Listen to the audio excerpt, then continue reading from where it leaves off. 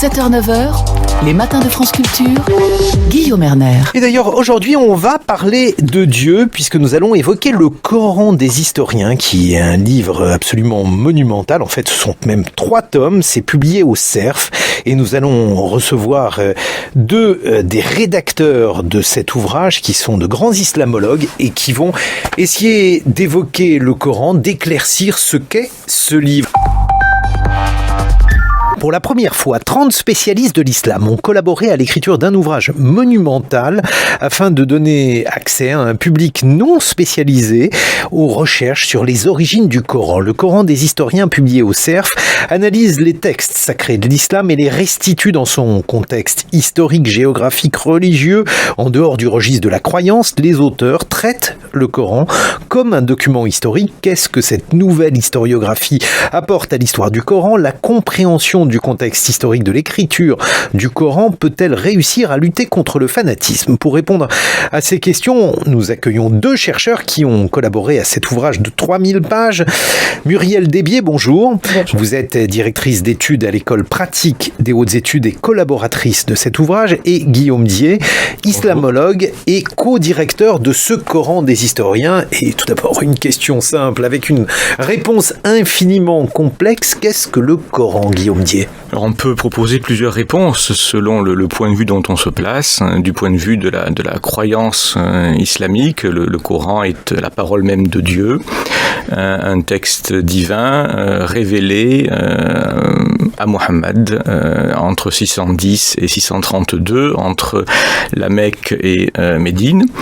Du point de vue d'une partie de l'historiographie occidentale, historienne, donc sur le Coran depuis le 19e siècle, c'est en fait un peu le reflet de la prédication de Mohammed à la Mecque et à Médine. Et du point de vue qui est peut-être celui défendu par la majorité des contributeurs de l'ouvrage, le Coran, même s'il a un lien évidemment avec la carrière prophétique et politique de Mohammed, apparaît plutôt comme un corpus de textes partiellement hétérogène qui a été collecté en un tout durant la deuxième moitié du 7e siècle et qui est devenu le livre sacré des musulmans. Et alors, s'il fallait, Muriel Desbier, replacer le Coran par rapport au Nouveau Testament, par rapport à l'Ancien Testament, bref, par rapport aux autres textes sacrés, comment se compose-t-il et puis comment a-t-il été rédigé pour peu qu'on sache évidemment comment il a été rédigé? Alors, les liens avec l'Ancien ou le Nouveau Testament, comme l'appellent les chrétiens, est assez compliqué puisque nous n'avons que des allusions à l'intérieur du Coran. Et ce que nous pouvons faire, c'est un travail textuel pour essayer de montrer en quoi certains éléments dans le Coran rappellent des textes des religions qui se trouvaient en Arabie et plus généralement au Proche-Orient au moment où le Coran a été composé. Alors, on peut mettre en évidence un certain nombre d'éléments, par exemple la présence des prophètes de l'Ancien Testament qui jouent un rôle très important dans le Coran. On a également la présence d'un certain nombre de motifs qui se trouvaient dans des textes dits apocryphes chrétiens. Je pense par exemple à la légende des 7 dormants d'Éphèse qui a sans doute des échos dans le Coran, ou bien à des récits concernant Alexandre le Grand qui circulaient au Proche-Orient. Donc on voit que les textes écrits à la période pré-islamique ont des échos. Peut-on parler à proprement parler de transmission? C'est assez compliqué. Et évidemment, c'est par les paratextes coraniques que l'on peut essayer de mettre en évidence ces relations compliquées. Et oui, parce qu'on peut dire du coup que le Coran est un véritable carrefour de tradition. C'est le point de rencontre de plusieurs religions. Mais alors là, de l'Antiquité tardive, puisqu'on évoquait le 7e siècle. Guillaume Dié, vous voulez... Non, tout à fait. C'est un texte qui est très allusif, en fait, qui par exemple, ne racontera jamais une histoire de manière détaillée, mais reprendra simplement des détails précis de l'histoire. Et donc, une bonne partie du texte n'est compréhensible que si on connaît les écrits ou histoires chrétiennes et juives qui sont derrière et qui peuvent être racontées de manière beaucoup plus détaillée, je dirais beaucoup plus complète, soit dans la Bible, soit dans les écrits apocryphes qui effectivement circulent beaucoup à la fin de l'Antiquité et dont on trouve des échos constamment dans le Coran.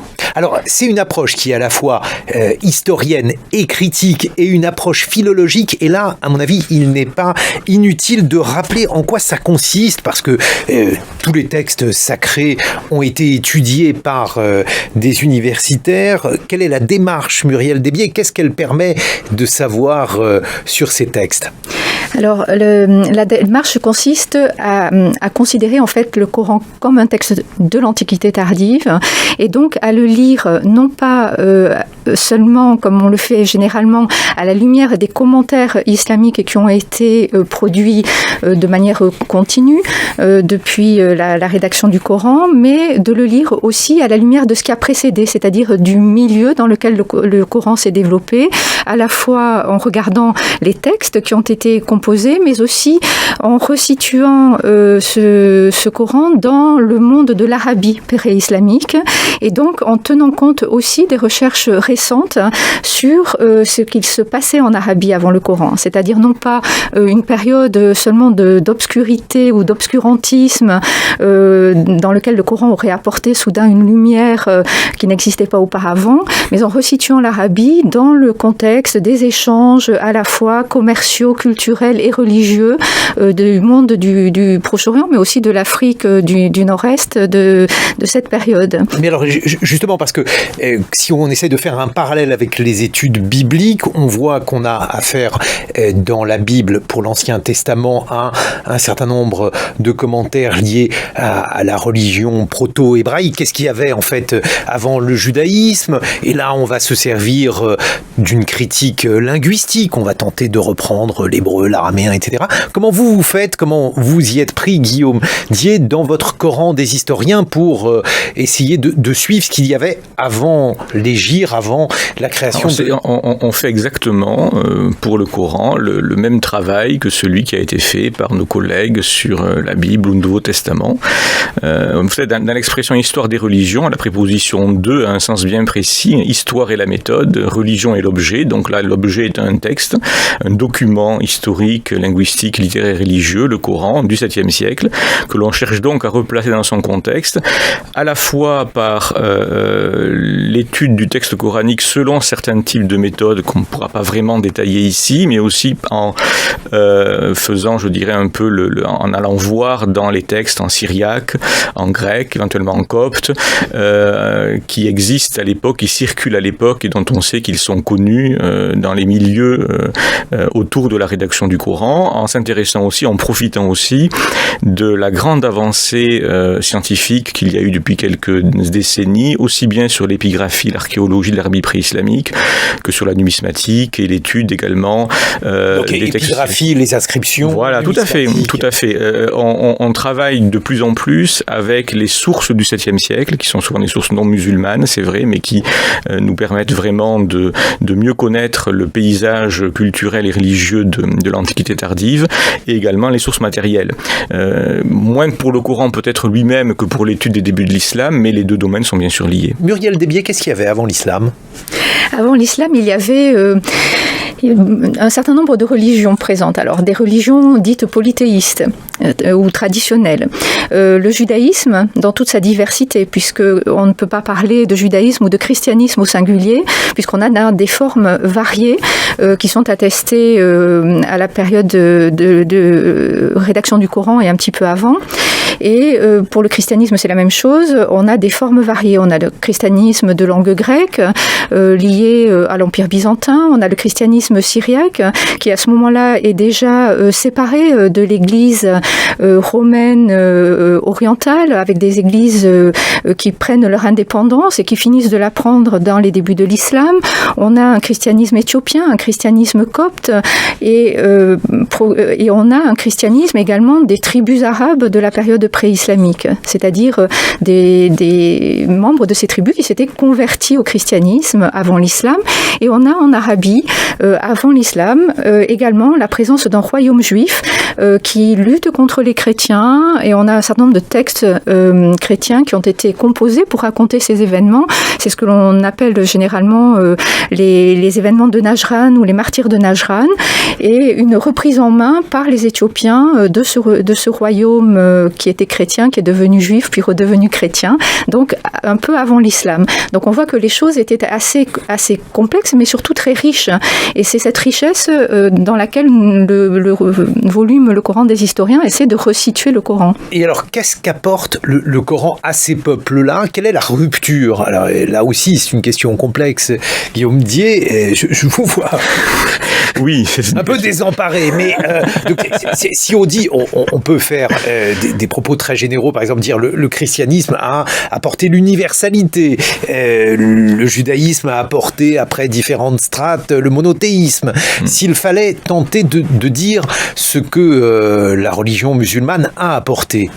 Alors, dans le cas précis, dans la mesure aussi où une part importante de l'Arabie, peut-être moins l'Arabie occidentale, mais une part importante de l'Arabie était christianisée, le Coran n'apporte pas le monothéisme en Arabie, déjà on peut le dire, il est déjà présent, mais le Coran va être le reflet peut-être d'un ensemble de prédications qui unissent certaines tribus d'Arabie autour d'un message particulier et qui va alimenter, je dirais, l'unification de certaines tribus d'Arabie et ensuite le mouvement des conquêtes à l'extérieur de l'Arabie à partir de 634, semble-t-il, qui va donner lieu progressivement à une religion d'empire, la religion de l'empire islamique, de l'empire omeyyade en particulier. Donc l'histoire du Coran est tout à fait, je dirais, liée à l'histoire du développement de ces communautés et du développement d'une religion impériale, notamment à la fin du 7e siècle. Qu'est-ce qu'il y a eu comme évolution? Parce que là aussi, si on prend la critique biblique, elle a donné lieu à de nombreux commentaires, parce que c'est très compliqué de savoir quelle est l'évolution historique pour le Coran. Muriel Desbiais, est-ce qu'on est capable de restituer les différentes étapes et la manière dont celui-ci s'est fait le réceptacle de l'évolution de l'islam? Guillaume Dié. Alors sur le cas du texte coranique lui-même, si on prend la question de son développement, c'est un texte qui prend une forme très proche de celle que nous connaissons entre le début et la fin de la deuxième moitié du 7e siècle. Donc relativement peu de temps après la carrière de Mohammed. Donc c'est une rédaction rapide. Rédaction rapide, mais selon on va dire un champ chronologique qui est assez proche de celui des évangiles canoniques par rapport à Jésus. Ce qu'on peut quand même noter qui est important, c'est que quand on commence à lire les commentaires de la tradition islamique à partir de la fin du 8e siècle, donc un siècle ou un siècle et demi après le Coran lui-même, nos premiers commentaires dans la tradition islamique elle-même apparaissent à ce moment-là. On voit que beaucoup de passages coraniques ou de termes même ne sont plus compris, et on remarque, c'est quelque chose d'assez frappant, l'embarras à un certain moment de la tradition islamique elle-même, qui a énormément étudié le texte de façon extrêmement suivie, souvent créative, mais le texte lui-même peut-être est né dans un contexte qui n'est plus tout à fait qui n'aime plus du tout le contexte postérieur, je dirais, de la tradition islamique. Et puis alors, donc ces 3 volumes, parce qu'il faut se représenter ce Coran des historiens comme une œuvre magistrale. Donc ce sont 3 tomes extrêmement épais, et donc il y a 2 tomes qui sont consacrés aux commentaires des sourates. Peut-être un mot sur ce que sont les sourates et comment on peut établir des commentaires. Bon, rapidement, le Coran est divisé en 114 chapitres, pourrait-on dire, appelés sourates. Chapitres de longueur très inégale, hein. La sourate la plus longue fait 286 versets, la plus brève en fait 3. Et effectivement, les volumes 2A et 2B proposent, pour la première fois en français, pour la deuxième fois dans une langue occidentale, mais le commentaire précédent est un peu ancien, un commentaire suivi du point de vue de la méthode historico-critique, non pas d'un point de vue confessionnel ou traditionnel, du point de vue de la méthode historique, propose un commentaire suivi de l'ensemble de ces sourates, quasiment verset par verset. Donc c'est un outil qui entend faire la synthèse des études des historiens sur le sujet et proposer de nouvelles pistes. Et il n'y a pas effectivement d'équivalent aujourd'hui de ce type d'ouvrage qui permet de comprendre, je pense, à la fois la complexité du texte coranique, parfois sa subtilité. Alors donnez-nous justement des exemples, Guillaume Diet, de cette complexité, parce que tout le monde n'est pas habitué à l'exégèse des textes sacrés. Donnez-nous un exemple de commentaire de sourate et de la manière dont ce commentaire est à la fois articulé avec les savants de l'islam qui réfléchissent depuis des siècles et aussi avec une tradition historiographique et universitaire. Alors il est relativement peu articulé avec les savants de la tradition islamique parce que l'objet vraiment de ce livre n'est pas de comprendre le Coran selon la tradition islamique, mais de le comprendre comme un document du 7e siècle. Mais c'est un peu difficile d'expliquer rapidement, mais par exemple, le lecteur pourra aller voir la sourate 19 et le commentaire qui est fait du récit coranique sur la naissance de Jésus, qui est un récit, quand on le lit aujourd'hui, qui paraît totalement différent des récits chrétiens habituels sur la nativité. Et l'analyse. Qu'est-ce que ça nous apprend sur Jésus vu par la tradition musulmane? Alors, pas vu par le Coran, pas vu par la tradition musulmane. Pardon. C'est pas la même chose dans le cadre de la vu par le texte original. Voilà. Eh bien, on apprend effectivement que Marie, lorsqu'elle est enfant, le Coran ne le dit pas explicitement. C'est l'analyse des sources qui permet de repérer le sens précis du texte coranique. On apprend effectivement, selon une tradition qui relève d'un texte chrétien, le protévangile de Jacques, que Marie, lorsqu'elle est enfant, quitte sa famille et est consacrée au temple de Jérusalem. On apprend, effectivement, on voit que le Coran établit un lien entre la nativité elle-même et le miracle du palmier, dont il est question dans des apocryphes. Et en fait, on se rend compte que derrière cette sourate, derrière ce récit, il y a des traditions populaires et liturgiques spécifiquement palestiniennes et très directement liées à des traditions liées à Marie autour de Jérusalem à l'époque du 7e siècle. Et pour le reste, dans la suite du développement, donc le commentaire de ces sourates, parce que là aussi c'est une longue tradition, est-ce qu'il y a eu des découvertes récentes, Guillaume dit? Oui, il y en a énormément et le volume justement en fait un peu la synthèse, que ce soit sur les sources ou les arrière-plans syriaques de nombreux récits, par exemple dans la sourate 18 dont en parlait Muriel tout à l'heure, aussi bien sur les dormants de la caverne que sur la figure de Zulkarnaïn, le bicornu, Alexandre le Grand. On va effectivement retrouver des références. Qui sont les dormants de la caverne? On peut dire ça aux auditeurs au moment où ils s'éveillent, Muriel Desbiais. Eh bien, ce sont des chrétiens qui étaient présents lors des martyrs, si vous voulez, des premiers siècles du christianisme, et qui ont donc été endormis dans une caverne pendant un temps assez long pour justement échapper aux persécutions et qui vont se réveiller. Voilà, et on va souhaiter un bon réveil à nos auditeurs.